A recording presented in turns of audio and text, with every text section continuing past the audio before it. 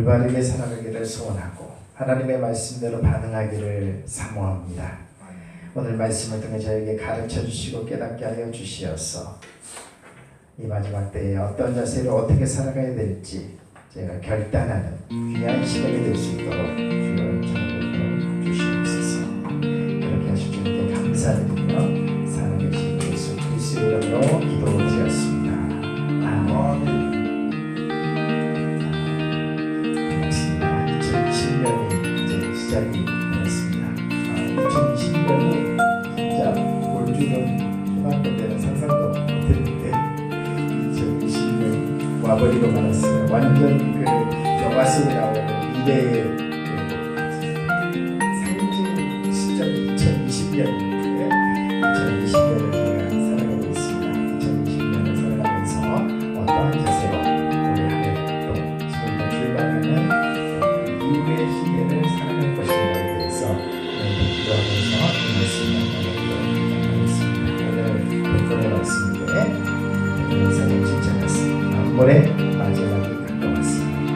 그러므로 너희는 정신을 차리고 근신하라. 그래서 이렇게 말씀드립니다. 세 가지로 나누어져 있습니다. 이제 원인을 생각하면 네 가지로 나눌 수 있는데요. 일단 첫째로는 마음을 마지막에 가까웠다. 때를 인식하라.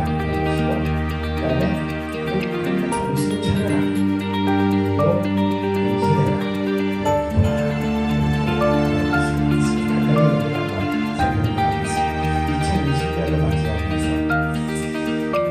대외적 또 세계 정세 뭐 이렇게 거창하게 얘기할 것은 아닌지 모르겠습니다만은 뭔가 위기에 쌓여 있다. 대한민국이 어려움에 처해 있다. 특히 한국 교회가 쉽지 않은 상황에 있다라는 것에 대해서 여러분이 절감하고 계실 거라고 생각이 되어집니다. 왜 이러한 일이 생겼는가? 이 2020년을 맞이하면서 막 기쁘고 새해가 시작됐기 때문에 막 벅차고 올해 한 해를 어떻게 살아가야 될까 이런 감정보다는 2020년대에 뭔가 암울할 것 같은 그런 느낌, 그런 뉴스들이 쏟아지고 사회적 현상들이 일어나는 그런 이 상황을 보면서 왜 이런 일이 일어난 것일까? 그런데 더 문제와 더 우리의 마음 무겁게 하는 것은 그러면 올해는 이렇게 힘들더라도 내년에는 더 좋을 것인가? 그거에 대해서 낙관적인 전망이 나타나지 않는다는 것이 우리의 마음을 더 어렵게 하고 있습니다. 어떤 영상에 그런 나오는 Today is difficult. 오늘은 어렵다. 그러면 tomorrow, 내일은 더 어렵다. 이게 지금 모토예요. 올해가 어렵죠. 2020년을 되게 어렵다고 전망을 하고 있는데 그러면 내년에는 어떨 거냐? 2020년에 어떨 거냐? 더 어렵다라는 것이 대체적인 중론이죠. 미래를 바라보는 우리 학자들의 중론이고 그럼 이렇게 나날이 점점 더 어려워가고 있는 이 상황 속에서 우리는 어떻게 대처해야 되는 것인가? 왜 나날이 점점 어렵다고 하는 세상이 도래한다고 모두들 전망하고 있는가? 말씀을 통해 해답을 찾기를 원했습니다. 말씀에 이렇게 기록이 되어져 있어요. 만물의 마지막이 가까웠다. 마지막이 점점 가까우니까 점점 어려워지는 것은 현실이다라고 우리가 받아들여야 되는 것 같습니다. 과거에는 그 어려움의 정도가 좀 반감되는 많은 요소들이 있었습니다. 대한민국이 성장하고 발전하고 있었고 한국교회가 성장하고 발전하고 있었기 때문에 경제적으로도 뭔가 이렇게 좋은 전망을 내다볼 수 있었고 영적으로도 우리가 점점 하나님 앞에 더 부응할 것이라는 기대감을 가질 수가 있었는데 그 모든 것이 동시에라는 표현은 적절하지 않겠습니다만 어떤 게 시작인지 잘 모르겠습니다만은 어쨌든 꺾여져서 이제 교회도 더 이상 성장하지 않을 뿐만 아니라 점점 어려운 시점에 봉착해 있고 한국의 경제적 상황 또 그러면 정치는 또 괜찮으냐 뭐 이런 여러 가지를 생각할 때 또 국제정세 모든 것들이 상당히 어려운 상태로 가고 있는 것이 아닌가 생각이 들어집니다. 그러다가 갑자기 뭐 우연히 들어갔는데 페이스북에 심지어는 이런 설교가 막 떠있더라고요. 그게 뭐 옳다 그르다는 잘 모르겠습니다. 제 3차 대전이 온다. 휴거를 준비하라. 막 이런 설교까지 지금 막 나오고 있는 어떤 그런 형편이더라고요. 그러니까 사실 이 전체적으로 전 세계적으로 점점 말세의 징조가 나타나면서 어려움으로 시닫고 있는 상황이라고 생각이 되어집니다. 왜 그렇습니까? 만물의 마지막 때가 가까웠기 때문에 그렇습니다. 그래서 2020년을 맞이하는 여러분과 저희 첫 번째 자세는 때를 이해하자 하는 것입니다. 우리가 지금 마지막 때가 가까운 점점 마지막 때를 향하는 그 시점에 살아가고 있습니다. 물론 우리는 조심해야 됩니다. 어떤 걸 조심해야 되냐? 내일 모레 주님이 오실 것처럼 자세를 가지고 살아야 되지만 그 말이 진짜 내일 모레 주님이 오시는 것처럼 또 행동을 또 하면 안 됩니다. 이 말이 좀 이상한 말인데 실제로 그렇습니다. 왜냐하면 주님께서 계산하시는 시간대가 우리랑 다르기 때문에 하루가 천년 같고 천년이 하루 같기 때문에 주님 입장에서는 내일 모레이지만 우리 입장에서는 시간이 굉장히 오래 걸릴 수도 있어요. 그렇기 때문에 만물의 마지막 때가 가까이 왔다라는 것이 그러니까 다 포기하고 신앙생활 열심히 하면 되지 이런 거와는 굉장히 다르다는 것을 여러분이 인지를 하셔야 됩니다. 그럼에도 불구하고 만물의 마지막 때가 점점 가까이 오고 가까이 온 시점에 있다는 것만큼은 우리가 부인할 수 없는 사실인 것 같습니다. 그러니까 이 때를 인지하고 살아가야 한다는 것이죠. 그 때를 인지했으면 만물이 마지막 때가 갖고 왔다. 그럼 나는 어떻게 살아야 되는가? 오늘 그 자세에 대해서는 두 가지를 이야기하고 있습니다. 첫 번째는 정신을 차리라 이렇게 이야기를 하고 있습니다. 정신 차려라. 우리 흔히 말하는 정신 차려.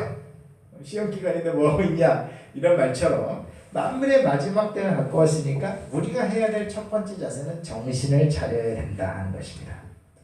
그러면 오늘 설교에 이 중점적으로 살펴볼 첫 번째 주제인 이 정신을 차리다라는 말이 어떤 의미인가에 대해서 여러분에게 설명을 지금 해드리려고 합니다. 정신 차리라. 그야말로 그냥 정신을 번쩍 차리라 라는 의미인데 성경에 이 단어가 쓰인 용례를 살펴보면 정신을 차리다라는 말이 좀 입체적으로 다가옵니다. 뭐 좀 어려운 헬라어로는 소프로네오라는 단어인데 신약 성경에 한번 4-5번 정도밖에 사용이 되질 않았습니다. 뭐 성경 있으신 분 한번 찾아보시겠습니까? 마가복음 5장 15절에 이 단어가 사용이 되었습니다. 마가복음 5장 15절 제가 읽어드릴게요.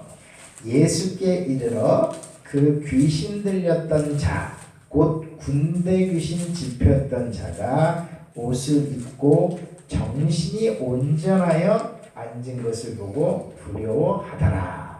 군대 귀신 들렸던 사람의 장면 우리 기억하고 있지 않습니까? 자기 몸을 가누지 못하고 막 이제 희귀한 행동을 하고 해서 주변 사람들을 해하고 자기 몸도 해하고 그런 상태에 있었던 그 군대 귀신을 예수님이 쫓아내자 그가 정신이 온전해졌다 할 때 이 정신을 차리다라는 말이 사용되어졌다는 것입니다. 그러니까 만물이 마지막 때가 갖고 왔으니까 너희가 정신을 차리라 라는 말의 의미는 그 대척점에 군대 귀신이 집혔던 자와 같이 완전히 마귀에게 사로잡힌 상태와 완전 반대에 있는 것이 정신을 차리다 라는 말의 의미라 하는 것입니다. 그렇다면 우리 중에 뭐 아무도 군대 귀신이 들린 사람은 없지 않겠어요? 이 군대 귀신 들렸다는 건 성경에 상징적으로 가장 마귀에게 영향을 많이 받은 어떤 그런 사람의 상징 아니겠습니까? 마귀에게 영향을 가장 많이 받은 군대 귀신 집혔던 자가 예수님의 능력으로 완전히 자유케 된 상태, 그것이 정신이 온전해진 상태다 이렇게 표현을 하고 있다는 것입니다. 그렇다면 만물이 마지막 때에 가까워서 우리가 정신을 차리다라는 말의 의미는 마귀의 영향력을 1도 받지 않은 상태에 이르라 이런 의미가 되겠어요. 근데 뭐 우리 중에 누가 나는 마귀의 영향력에 1도 받지 않는 상태에 완전히 이르렀다라고 말할 수 있겠습니까? 점점 거기를 향해 이제 가고 있는 것이죠.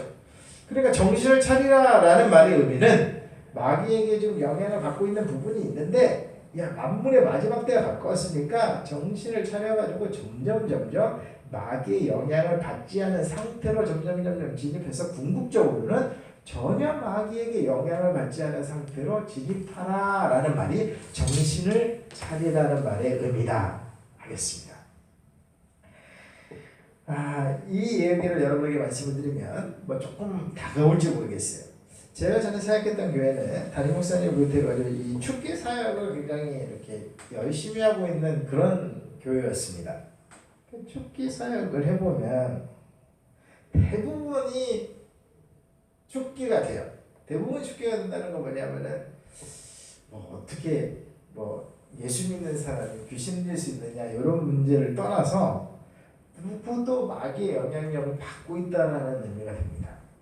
그래서 축기 사역을 해보면은 축기 사역이 힘들어요. 힘들다라는 표현은 뭐냐면 시간이 굉장히 오래 걸려요. 그 유명한 조영기 목사님도 하신 얘기가 있어요. 축기 사역은 결국 시간과의 싸움인데 평균 자기가 생각할 때 그때 정확하게 기억 안 납니다만 6시간인가 3시간이 걸린다 했어요.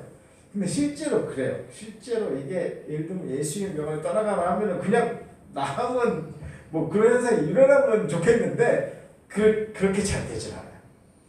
아주 끈질깁니다 여러분들이. 그래서 아주 뭐 밤을 새워서 싸우고 신랑일을 하고 해야 축기가 일어나는데 실제로 축기가 일어나면 축기가 강력하게 일어나면 실제로 그 당시에 정확하게 just 그 상태는 정신이 온전해져요. 정말로 진짜 뭐랄까 순백의 어린아이와 같은 그런 상태가 됩니다. 힘이 쫙 빠진 것 같은 어떤 그런 상태가 되면서 그때까지는 막 눈을 불키고 막 대적을 하고 막 이런 상태를 유지하다가 견질하다가 끝에 가서 축기가 딱 되고 나면은 정신이 밝아지면서 아주 이렇게 어린아이와 같은 상태에 딱 진입을 하게 되는데 그때의 상태가 정신이 온전한 상태와 비유적으로 표현할 수가 있어요. 그런데 문제점은 뭐냐면 다음 수비를 가면 똑같은 현상이 또 일어나요. 왜냐면 마귀의 영향력을 물리칠 수 있는 수준으로 그 사람이 성장이 되질 않으니까 어떤 예를 들면 영적으로 충만한 사람에 의해서 예수님의 능력으로 축기가 일어난다 하더라도 그의 way of life, 삶의 태도가 삶의 방식이 변하지 않으니까 그 다음 수련회에서 똑같은 상태에 이르게 되는 거예요. 어쩔 때는 가끔씩은 더 심한 상태에 이르기도 하고 대체적으로는 뭐 믿고 싶은 건 조금은 나아진다고 믿고 싶은데 대체적으로 거의 비슷한 형태를 이루게 돼요. 그래서 저는 그 사역의 경험을 오랫동안 하면서 이 축기 사역은 답은 아니구나. 스스로가 자기 자신에게 이제 악한 영향력을 물리칠 수 있는 상태로 자기 자신을 만들어야 되는 것이지 누군가에 의존해가지고 축기를 받는 상태를 그런 패턴을 유지하는 것은 신앙생활에 별로 도움이 되지 않는다라는 결론을 내리게 되었어요. 이제 그 모든 걸 떠나서 온전해진다는 것은 무엇이냐? 정신을 차린다는 것은 무엇이냐? 마귀의 영향력을 1도 받지 않는, 하나도 받지 않는 상태에 이르는 것을 의미한다 하는 것입니다. 그 마귀의 영향력을 하나도 받지 않은 상태에 이르는 사람이 대표적으로 에녹입니다. 하루는 예를 들면 1시간 정도는 마귀의 영향력을 받았어요. 점점 훈련해서 한 30분으로 줄어들었어요. 예를 들면 30분을 내리 마귀의 영향을 받지 않았겠지만 한 5분 딴 생각했다가 한 1분 안 좋은 생각했다가 걱정심했다가 이런 이제 안 좋은 영향을 30분으로 줄어들었어요. 그러다가 5분으로 줄고 1분으로 줄고 그러다가 완벽하게 마귀의 영향력을 받지 않은 상태에 이르렀어요. 완벽하게 영인 상태에 이르렀다. 그 다음 날은 한 1분 정도 안 좋은 생각했어요. 그리고 또 노력해가지고 또 정진해가지고 또 완벽하게 마귀의 영향을 받지 않은 상태에 이르렀어요. 또 조금 넘어졌다가 다시 완벽하게 마귀의 영향을 받지 않은 상태에 이르렀어요. 그리고 나서는 하루 이틀 보름 가다가 한 번 넘어졌다가 또 한 번은 또 다시 도전해가지고 한 달 갔다가 또 어떨 땐 1년 가고 2년 가고 한 3년 가니까 주님이 이 정도면 됐다. 더 이상 뭐 여기 살게 무엇이냐고 주님이 데려가실 수 있는 거죠. 또 대표적인 케이스가 하나 있습니다. 엘리야가 있습니다. 엘리야는 엘리사와 약간 대조를 할 수가 있는데요. 능력으로 따지면 엘리사가 더 출중했습니다. 7배의 능력을 받았으니까요. 갑절에 내게 은혜를 주십시오 해가지고 뭐 따져보면은 곱하기 몇이 지금 기적이라고 했다는 거 아니겠습니까?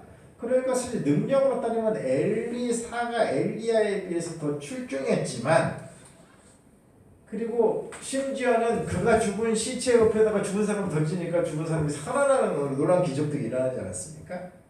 그랬지만 엘리사는 병들어 죽었어요. 그럼 엘리야는 승천을 하죠. 차이점이 있습니다. 병들어 죽었다는 것은 어떤 부분에 있어서는, 그게 육체적인 영역이 됐다, 어떤 영역에 있어서는 마귀의 영향력 아래 있었다라고 보는 것입니다.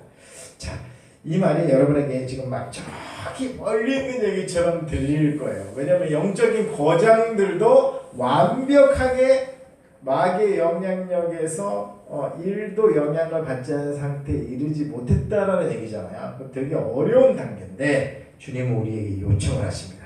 만물의 마지막 때가 가까웠다. 정신을 차려라. 어느 수준까지? 마귀의 영향력이 1도 미치지 않은 상태까지 정신을 차려야 된다. 그렇다면 여러분이 한 30% 영향받고 계시다면 올해 2020년에는 20%로 줄일 수 있기를 주님의 이름으로 부탁드립니다. 이게 하루아침에 순간적으로 안 줄여집니다. 내 삶의 방식을 바꿔야 되기 때문에 계속해서 정진을 해야 됩니다. 우리가 기독교 신앙생활을 할 때, 예수 믿고 신앙생활을 할 때에 잘못 오해하는 것이 하나 있어요. 순간적으로 완벽하게 변할 수 있다라는 가르침을 은근히 줍니다. 그리고 실제로 그런 역사가 일어나는 경우가 있어요. 그러나 매우 예외적입니다.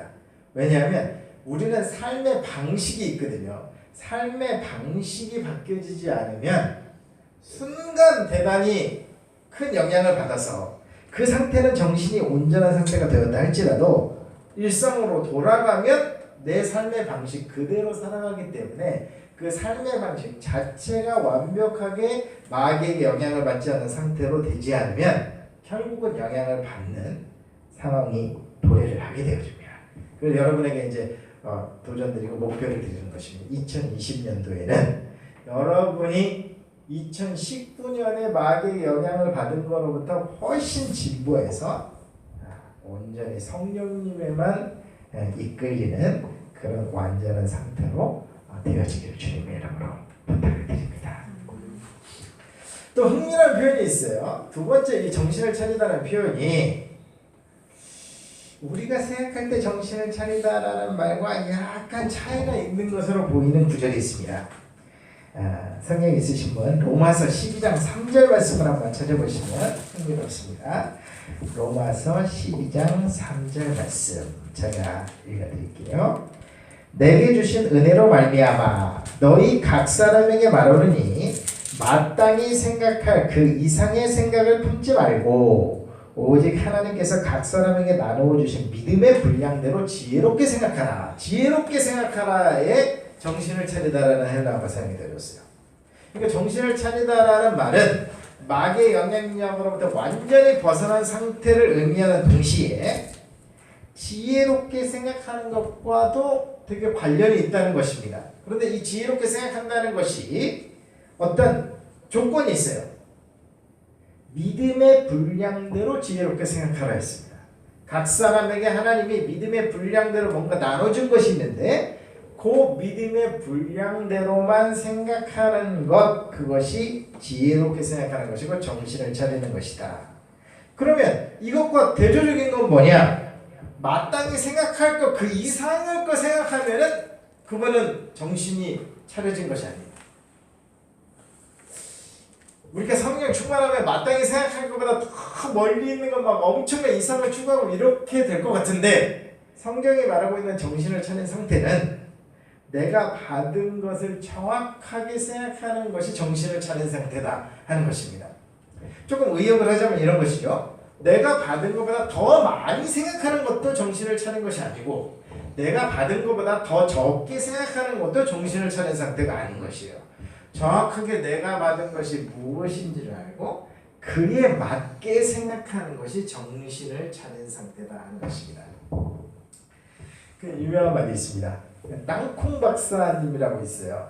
이름이 정확히 기억나요. 카타 박사님이가 땅콩 박사님이라고 있는데 유명하게 땅콩만 연구를 해가지고 유명하신 분이신데 그분이 처음에는 주님께 이런 질문을 했다는 것입니다. 주님, 사람은 왜 만드셨습니까? 인간은 왜 만드신 겁니까? 그랬더니 주님이 네가 이해할 수 있는 걸 질문해라 이렇게 답하셨대요. 그래서 고민하다가 땅콩은 왜 만드셨습니까? 하면서 이게 풀려가지고 땅콩 박사가 되신 분이신데 그것이 정확하게 자신에게 주신 믿음의 분량대로 생각하는 정신 차린 자세다 하는 것입니다. 2020년도 여러분이 지향하셔야 될 것은 무엇이냐면 여러분에게 주어진 믿음의 분량이 무엇인지를 정확하게 이해하고 그거보다 더 생각하지도 말고 덜 생각하지도 말아야 돼요. 그런데 이게 잘못하면 좀 위험한 가르침이 될 수가 있어요. 왜냐하면 대체적으로 과하게 생각하는 사람은 이 말이 들리질 않습니다. 이 말이 나는 적절하게 생각하고 있지 이렇게 들려요. 그런데 적절하게 생각하는 사람은 이 말이 찔려요. 그래가지고 적절 이하를 생각하게 되는 경향이 있어요. 그러니까 사람이 참 이상하죠. 그러니까 저 사람 너무 과대하게 생각한다라고 주위의 사람은 다 알아요. 근데 본인은 모르는 거죠. 그래서 이 말을 해도 그래 나는 믿음의 분량대로 적절하게 생각하고 있지 이렇게 생각합니다. 그리고 저 사람은 조금 더 생각해도 될 것 같아. 주위 사람들이 다 그렇게 얘기해요. 너무 조심하지 마세요. 좀 훨씬 더 많은 걸 할 수 있어요. 꿈을 좀 크게 갖고 훨씬 더 좀 이렇게 이상적으로 생각해도 괜찮습니다라는 주위 얘기를 들어요. 그런데 이런 설교를 듣잖아요. 그럼 더 적게 생각하려고 해요.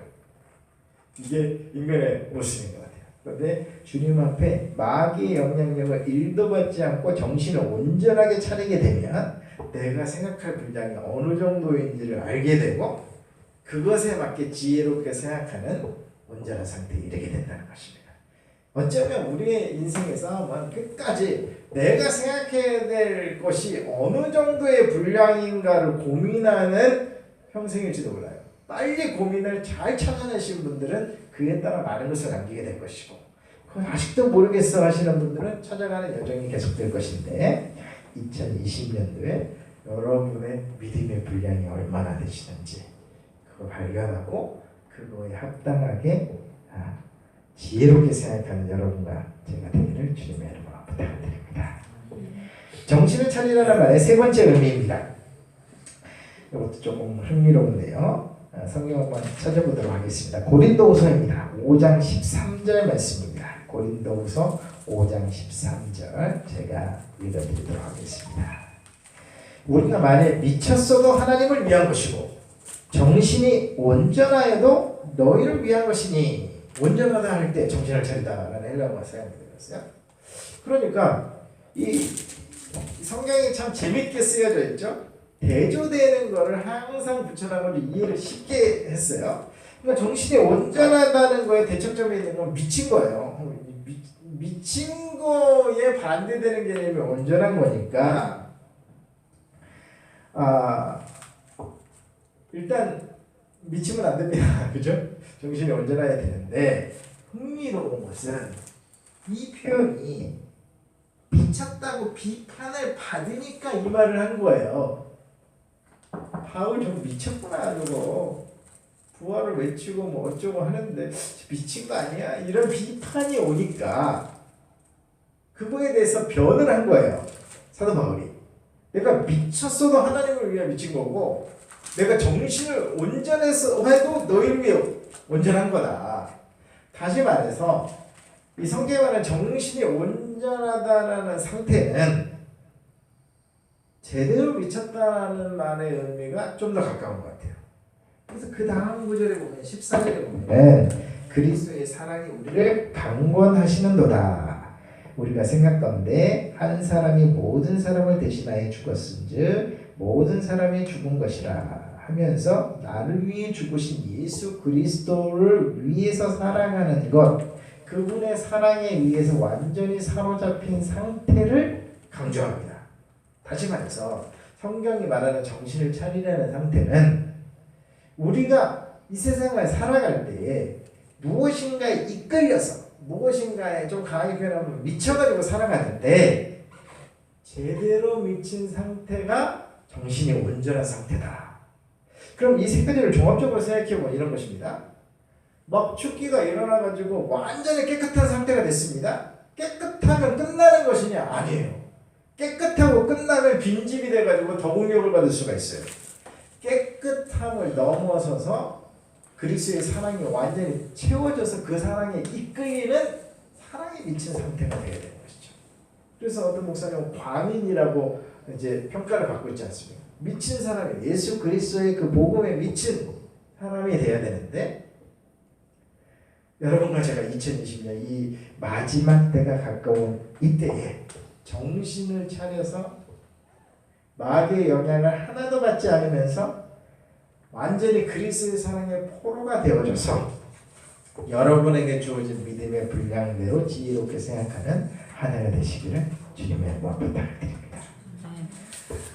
뭐 우리가 인생을 살아갈 때 어떤 사람은 쇼핑에 미치고 어떤 사람은 뭐 연예인 뭐 덕질하는데 미치고 하는데 우리가 예수 그리스도의 사랑에 의해서 완전히 포로된 그 상태, 그냥 빈 상태가 아니라 마귀의 영향력을 완전히 없애고 그리스도의 사랑이 우리를 완전히 채워서 그분에 의해서 사로잡힌 상태로 살아가는 깨어있는 저와 여러분들 되시길 주님의 이름으로 부탁드립니다.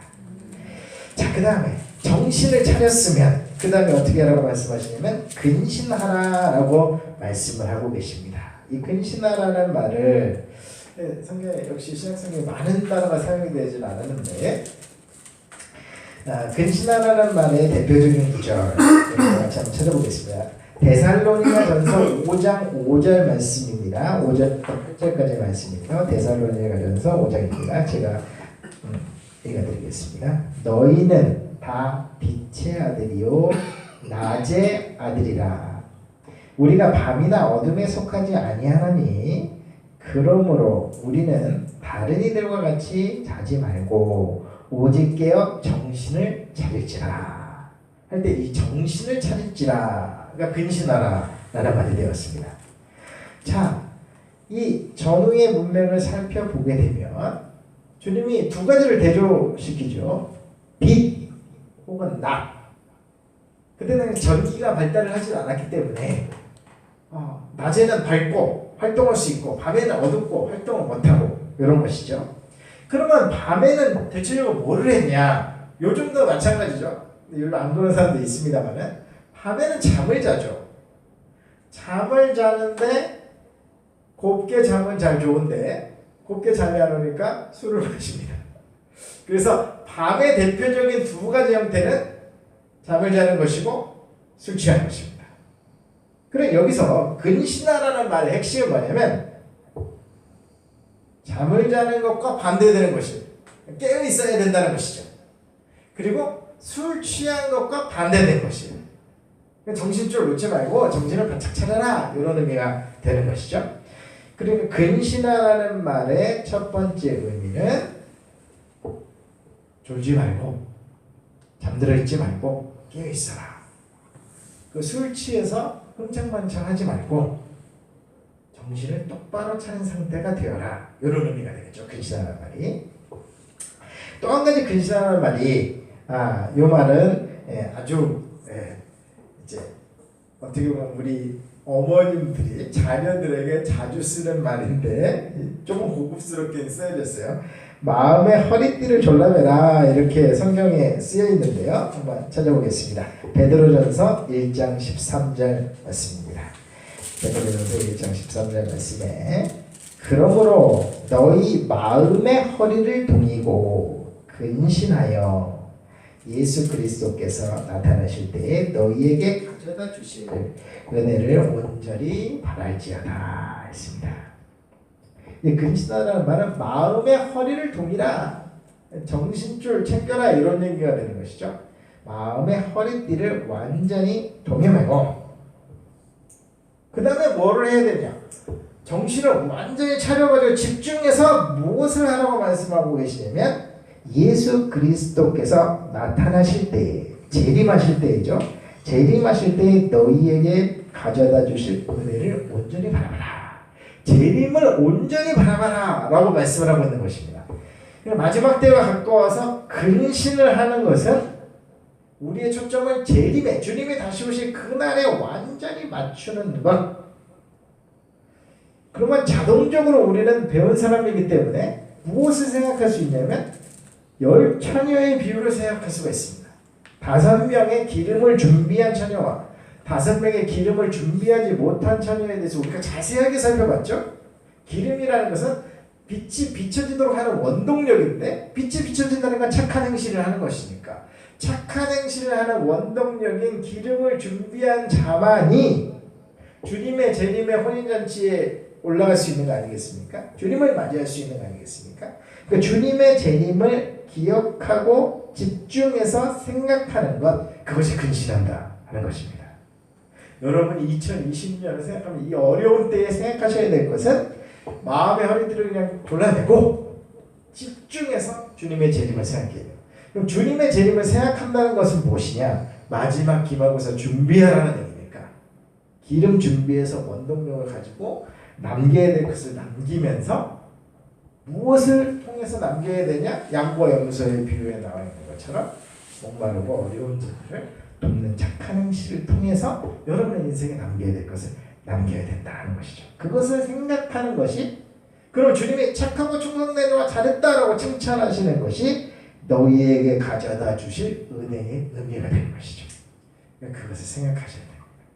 잊어버리셨다면 다시 생각하셔야 돼요. 늘 생각하셔야 됩니다. 그리고 오늘 어떻게 보면 마지막 성경 구절이 되는데요.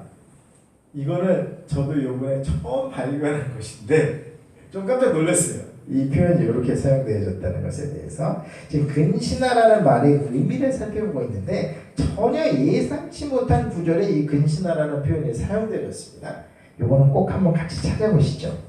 마태복음 13장 45절과 46절입니다. 이 천국의 비유에 관해 쭉 나와 있는 것이 마태복음 13장인데 진주 장사의 비유와 이게 연결이 되어져 있어요. 45절과 46절은 천천히 같이 한번 읽어볼까요? 읽어보겠습니다. 시작. 또 천국은 마치 좋은 진주를 구하는 장사와 같으니 극히 값진 진주 하나를 발견하매 가서 자기의 소유를 다 팔아 그 진주를 사느니라. 여러분이 너무 잘 아는 말씀 아닙니까? 진주 장사의 비유. 진주 장사가 온 땅을 다니면서 이제 좋은 진주를 찾아다니다가 어느 날 발견해가지고 자기의 모든 소유를 다 팔아서 그 진주를 산다. 그거 마찬가지로 천국은 이런 것이니까 내 모든 소유를 다 팔아 살 만큼 그게 소중하다고 만나져야 되고, 만나졌으면 주저하지 말고 그것을 사라라는 의미가 되겠죠. 근데 여기서 근신하라는 표현이 어디 나올까요? 어떤 게 근신하라는 말일까요?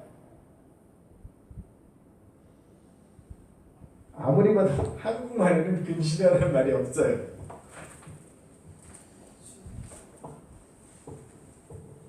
놀랍게도 정답은 또예요. 또. 이 마태복음 13장 여러분 쭉 읽어보시면은 또라는 표현, 또는 또한이라는 표현이 여러 번 나오거든요. 그런데 요 단어만 근신하라는 단어가 사용이 되었어요. 흥미롭지 않습니까? 왜 요 단어만? 그러니까 쭉 마태복음에 씨 뿌리는 비유도 얘기하시고 무슨 비유도 얘기하시고 쭉 비유를 얘기하시다가 정신 차려! 진주정사의 비유가 있다. 이렇게 얘기하시는 것 같은 느낌인 거죠. 그래서 흥미롭게 다가왔습니다. 이제 우리 오늘 전체 설교를 하면 종합을 해보면 이런 의미가 비슷한 거죠. 야, 정신을 차려라. 마귀의 영향 1도 받지 않는 상태에 이르러야 돼. 그리고 너희가 받은 믿음의 분량만큼만 생각하는 훈련해. 그리고 그리스도의 사랑이 완전히 포로된 미친 상태에 이르러야 된다. 그리고 낮에 있는 것처럼 밤에 있는 것처럼 잠자지 말고 졸지 말고 깨어서 술 취한 상태 되지 말고 완전히 정신을 차려가지고 허리띠를 졸라매고 주님이 제일만 생각해야 되는데, 그런데 정신 차려! 그다음에 진주정사의 비유가 나왔단 말이에요. 이런 표현이 아닌가 싶어요. 제가 인생을 살아가면서 신앙생활을 쭉 하면서 이건 이런 의미가 아닌가 생각이 되어집니다. 야, 정신을 차려라. 정신을 똑바로 차려야 돼. 이게 제가 예를 들면 아버지로서 딸한테 얘기를 하면, 야, 정신을 똑바로 차려야 돼. 인생이라는 것이 그렇게 녹록한 건 아니다. 신앙생활을 한다는 것이 그렇게 녹록한 것만 아니야. 정신을 똑바로 차려야 돼. 한 방에 훅 간다. 그러면서 이제 한 방에 훅 간다는 말이 무엇이냐면, 이 진주라는 것이 내 인생에 기회가 3번 온다고 3번은 올지 모르겠어. 그런데 기회가 이 내가 전 재산을 다 팔아서 이것을 사야 될 진주가 내가 전혀 예상치 못한 상태에서 훅 지나간다. 그때 그걸 발견하고 그걸 내 모든 소유를 다 팔아서 살 수 있는 정신의 상태를 가져야 된다 라는 말의 의미가 아닐까 생각이 들어져요. 여러분의 인생을 살아가시면서 여기 앉아 계신 분은 대부분은 인생의 어느 시점에 한 번쯤은 그 진주를 만나셨을 거예요. 그리고 여러분의 소유를 다 팔아서 그 진주를 사는 그런 축복을 누리셨기 때문에 여기에 앉아 계실 거라고 생각을 합니다. 물론 우리 자녀 세대 중에는 아직 그 체험을 하지 못한 분도 있을 수 있어요. 그렇기 때문에 우리는 이제 가르쳐 줘야 되는 것이죠. 전수해 줘야 되는 것이죠. 우리의 신앙의 과거의 어느 순간에 인생을 쭉 살아가면서 오늘 찬양에도 열심히 고백했지만 어떤 곳에도 소망이 없다는 것을 깨닫고 인생의 절망의 심연 속에서 예수 그리스도를 만나서 그분과 함께 동행하는 것이 진정한 인생의 값어치라는 걸 깨닫고 내 모든 것을 다 팔아서 내 인생의 왕자를 내어드리며 주님 앞에 그 값진 진주를 사는 것 같은 그런 경험을 하신 분들이실 겁니다. 근데 문제점은 제가 신앙생활을 해봐도 그렇고 그 상태의 마음을 지속적으로 유지하고 있는가라는 건 완전히 새로운 문제인 거죠. 그렇죠? 예를 들면 마치 이런 거 같죠? 어느 순간 젊어서 어느 시점에 둘이 눈이 맞아가지고 사랑의 포로가 돼가지고 결혼을 결정하고 살아가고 있는데 그 감정이 마치 밋밋해진 것과 같은 어떤 그런 마음의 상태에 있을 수 있다는 것입니다. 그런 표현이 좀 그런지 모르겠습니다만 약간 영적인 그걸 뭐라고 그러죠? 그 좀 마음이 좀 서로 밋밋해진 상태를 뭐라고 그러죠? 하여튼 그런 표현 있지 않습니까? 갱년기는 아니고 무슨 표현이 있어요? 권태기와 같은 상태에 내가 이르지는 않았는지를 점검해 봐야 돼요. 우리가 명심해야 될 것이 한 가지 있습니다. 주님의 재림을 준비해야 된다고 지금 오늘도 말씀을 드리지 않습니까? 우리가 휴거를 얘기하고 환난을 얘기하고 막 이렇게 얘기를 하는데 우리가 절대로 이게 유념해야 될 것이 하나 있어요. 우리가 그동안의 종말에 대해서 배운 가르침 중에 이런 부분이 있습니다. 어떤 부분이냐? 환난 전 휴거설이 대체적으로 많이 가르쳐졌어요. 그럼 뭐냐? 휴거가 환난 전에 있다. 그 환란을 받기 전에 들림을 받아가지고 몇몇 선발된 사람들은 공중재림 상태에 있고 7년 대한란이 지나가는 동안에 견디는 사람은 추가적으로 기회가 있는 것으로 가르쳐지는 경향이 많이 있었습니다. 성경을 사실 면밀하게 연구해 보면 환란 전 휴거설은 잘못된 것 같아요. 제 생각에는 환란 후 휴거설이 맞을 가능성이 높습니다. 제가 완곡하게 표현한 겁니다. 그것이 맞습니다. 다시 말해서 환란 전 휴거설은 왜 위험하냐면 기회가 2번 있는 걸로 가르쳐지는 거예요. 생각해 보세요. 내가 휴가됐어. 아싸, 휴가됐구나. 끝났어. 선택받았어. 그런데 소위 남겨진 자에 내가 있다 하더라도 7년 대환란 기간 동안에 순교를 당하거나 내가 잘 버티면 2번 기회가 주어질 수 있다라는 생각을 하게 되는 거예요. 그 가르침의 맹점은 거기에 있는 것입니다. 그러나 성경은 그렇게 가르치고 있지를 않아요. 그러면 열천의 비유는 잘못된 거예요. 그렇게 따지면 기회가 2번 있을 것 같으면 바깥 어둠에서 문을 두드릴 이유가 없는 거죠. 아, 정신 이제 차려가지고 7년 대한란 견디면 나도 들어갈 수 있어. 이렇게 희망차게 끝나야 되는데 그렇지 않지 않습니까? 다시 말해서 기회가 2번 주어지지 않아요. 우리가 모두 다 환란을 견뎌내서 결국은 선택받은 자, 결국은 이제 믿음의 레이스를 끝까지 달려낸 자가 주님 앞에 혼인잔치에 참여하게 되는 것인데 그 말인즉슨 무엇이냐? 이 오늘의 말씀과 다시 돌아가게 되면 2020년 이 힘들고 어려운 시점을 사는 여러분과 제가 지금 가져야 될 자세는 무엇이냐? 정신을 차리고 근신해서 주님의 재림만을 온전히 생각하면서 야, 한 방에 훅가 너 정신을 똑바로 차려야 된다. 네가 인생의 어느 시점에 너의 모든 소유를 다 팔아서 네가 예를 들면 진주를 샀다 하더라도 그 마음의 상태가 지금 유지되고 있지 않으면은 위험할 수 있다. 라는 얘기를 동시에 하고 있을 가능성이 높아요. 여러분이 인생을 살아가면서 2가지 점검해 봐야죠. 진짜 나는 내 모든 소유를 다 팔아서 진주를 산 것이 맞느냐? 샀다면 그 마음의 상태 지금도 유지하고 있느냐? 지금도 유지하지 못하고 있다면 마귀의 영향을 상당히 받고 있는 겁니다. 그렇지 않습니까? 그렇죠? 마귀의 영향을 상당히 받고 있는 것이고 그리스의 사랑의 포로가 되어야 되는데 사랑의 포로가 되지 않고 되게 밋밋한 상태가 되어버린 것이잖아요. 그럼 우리의 신앙은 되게 위험한 상태에 처하게 된 거예요. 우리도 부지불식간에 마귀의 영향을 상당히 많이 받는 상태에 이르게 된 것이고 내가 생각하지 않아야 될 거 생각하는 것이고 생각해야 될 거는 생각하지 않는 것이고 그런 상태에 이르게 된 것이니까 야, 정신 차려.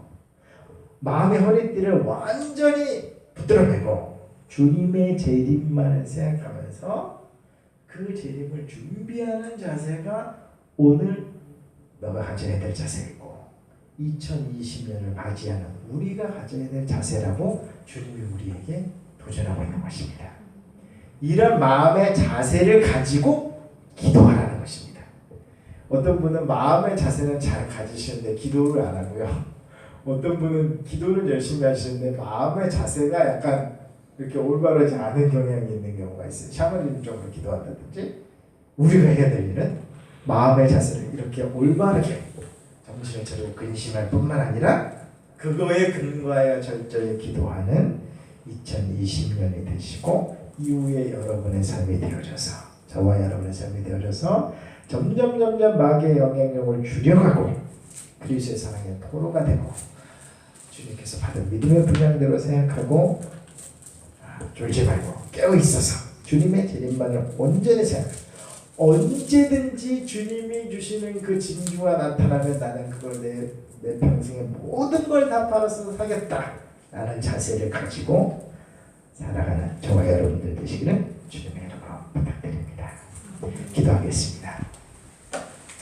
이 시간 함께 기도하실 때에 2020년 주님 이러한 자세로 살아가겠습니다.